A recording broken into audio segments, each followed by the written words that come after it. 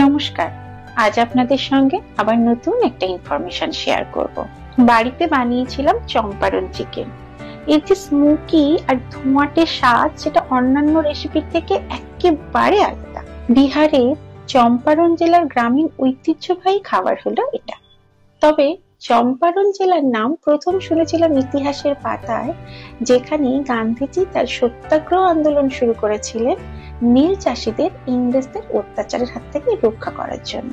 আর এই আন্দোলন রোধ করার জন্য গান্ধীজির খাবারে মেশানো হয় বিষ। কিন্তু চম্পারনের একটা ছোট্ট গ্রামের এক রাঁধুনি বাতাক মিয়া, তিনি জানতে পেরে গান্ধীজির জীবন রক্ষা করেন।